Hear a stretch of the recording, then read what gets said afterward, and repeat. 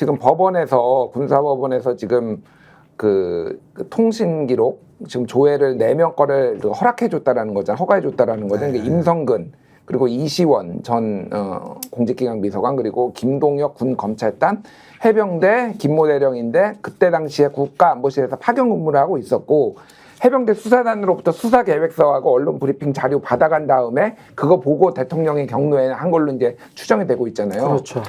사실 여기에서 이제 우리가 지금 얘기하고 있는 이종호라든지 이런 사람들이 다 빠져 있어요. 근데 여기에서 이제 통신 기록이 나오면은 그때 이제 하겠다라는 건데 이게 지금 시간이 지금 굉장히 촉박해요, 지금. 왜냐하면은 지금 이 통신 기록이 언제냐면은 군사법원에 7월 19일부터 9월 2일까지 45일간의 이제 통신 기록을 해달라고 한 거거든요. 자, 7월 19일이면은요.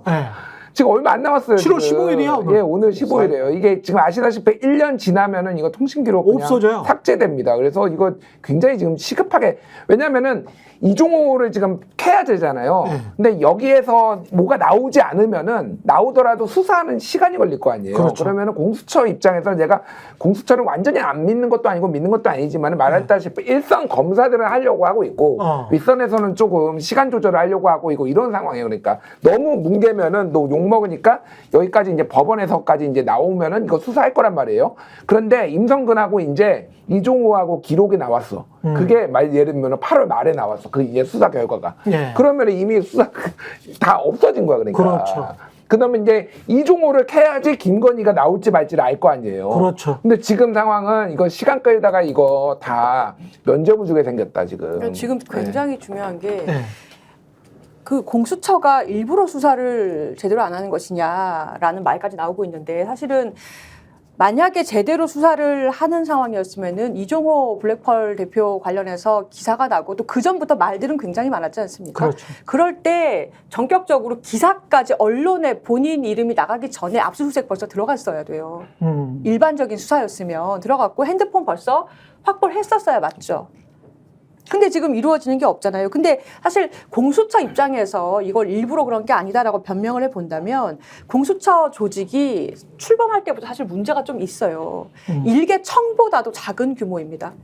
그 정도 규모와 그 정도 예산으로 이렇게까지 나라의 관심사가 많이 몰리는데 수사가 가능하냐라는 변명을 아마 할 수 있을 것 같은데 검사가 24명인가 25명밖에 없어요. 아니요, 지금 18명으로 줄었다. 예, 근데 지금 그나마도 원래는 3번 연임할 수 있어서 이 근무를 10몇 년 동안 할 수 있는데 다 사표를 내고 얼마 전에 1기 검사 중에서 마지막인 사람이 이종수 검사가 사표냈다라고 기사까지 나지 않았습니까? 그래서 지금 18명밖에 검사가 없는 상황이란 말입니다. 근데 이 원래는 선별 입건제라고 해가지고 사건을 좀 가려받을 수 있는 제도를 원래 두고 있었는데 입건이 사건으로 사건번호 부여해서 수사 시작한다는 의미거든요. 근데 이 전수 입건제라는 제도로 바뀌면서부터 몇 개월인가요? 이번에 국회에 제공된 자료를 보면 거의 3,000건 정도를 수사를 했는데 그중에 기소나 정식으로 이 수사 사건화된 것이 뭐 7, 8건에 불과하다. 뭐 이런 통계도 나온 게 있어요. 그러니까 공수처가 업무량이 굉장히 지금 많은 상황이라서 제대로 수사하기가 어려운 상황도 있는 것 같습니다. 근데 그 공수처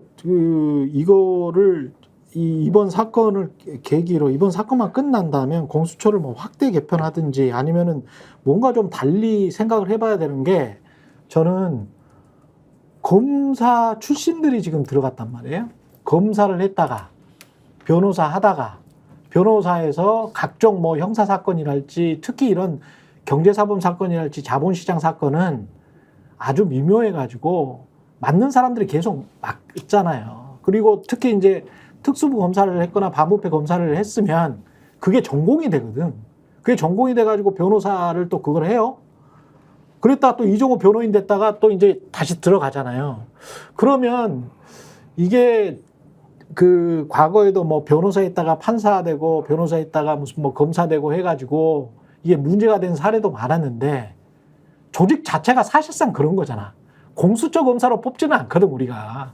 공수처 검사 1기 뭐 이렇게 뽑지는 않잖아요. 그러면 대개는 검사나 판사 출신들, 대부분은 검사 출신들인데 이 사람들이 하다가 변호사 하다가 들어가는 거거든요. 그러면 어떤 인맥이랑 가까울까? 한국 같은 인맥 사회에서. 그러면 검사 인맥이랑 가까울 수밖에 없고 검사 인맥이랑 가까우면 이 검찰총장 대통령 밑에서 자유로운 검사가 몇 명이나 있을까? 이번에 이 공수처 사실상 파문이거든요. 이 제보자를 이종호 변호인이었던 검사가 조사를 했다는 건. 그래서 저는 이거는 좀 심각하게 봐야 되지 않나. 그리고 공수처의 구성에 관해서도 다시 한번 생각해 봐야 되지 않나 그런 생각이 듭니다. 말씀하신 것처럼 문재인 정부 때 공수처에 들어간 사람이 지금 한 명도 없다는 거라면 계속 바뀌어가지고 윤석열 정부 하에서 들어간 사람들이 대부분 그 자리에 있다라는 거 볼 수밖에 없는 거잖아요. 그렇지. 지금 상황 자체들은. 그리고 딱 들어보면 그 내 핵심적인 인물들은 친윤 검사 라인으로 불리는 사람들이 들어가 있는 상황이고 지금 일부 얘기 나오는 걸 보면 그 라인들이 계속 뭐 이건 추정입니다만 대통령실은 정권하고 교감하면서 수사를 계속 딜레이 지연시키거나 아니면 뭐 통화 조회를 넣거나 압수수색을 넣을 때 판판이 깨지는 내용들을 집어넣어. 왜냐하면 지금까지 성공한 사례가 없었다고 지금 보여지는 거니까요. 지금 이 문제도 마찬가지입니다만 공익 제보가 들어가고 진술이 들어가서 수사가 진척된 거지. 또 공수처 자체가 뭐 열심히 수사 안 했다면 또 화낼지 모르니까 수사를 해서 뭐 되게 앞으로 나갔다고 보기 좀 어려운 측면들이 꽤 있어요. 그리고 제가 밖으로 나온 내용들도 대체적으로 공익 그 제보자가 나와서 안 되겠구나 해가지고 언론에다가 뿌린 내용들이거나 아니면 재판 과정에서 나왔던 내용들이 언론 쪽에 나온 내용들이 많기 때문에 공수처 내가 이 수사를 어떻게 진행했는지 누구도 모르는 상황이다. 근데 거기에 있는 사람들의 면면이 하나씩 등장을 하는데 지금 수사받고 있는 사람들과 다 이해관계가 얽혀 있는 사람이다. 그랬을 때 이 공수처 수사를 하는 것이, 공수처 수사를 담당하는 것이 소위 윤석열 대통령이 얘기했듯이 수사를 갖다가 명확하게 할 수 있는 것인지, 그리고 이 수사가 끝났을 때 국민들이 믿을 수 있는 것인지, 이렇게 하면 믿겠습니까? 못 믿으면 대통령 말대로 어떻게 해야 돼요? 특검으로 갈 수밖에 없는 상황으로 지금 가고 있는 거죠. 누가 뭐라고 얘기해도 뭐 그렇게 하지 않겠습니다만 대통령 입장에서는. 공수처도 공수처지만 사전에 이 지난 몇 년 동안 검찰이 저는 가장 큰 문제라고 보는데, 김건희 씨 주가 조작 의혹 사건에 관해서 전주로 의미를 축소시키면서 계속 질질 끌어왔잖아요. 그리고 이 사람들 권오수도 마찬가지고요. 주범인 권오수, 그다음에 이종호 2차 주가 작전 세력의 주포죠. 다 집이었잖아요. 집행유예야. 구속 몇 달 당한 거예요, 이 사람들이. 구속 몇 달 당한 겁니다. 그러면 자꾸 미국 하면서 자유가치동맹 외치는데 미국에서 주가 조작을 내부자들이 했잖아요.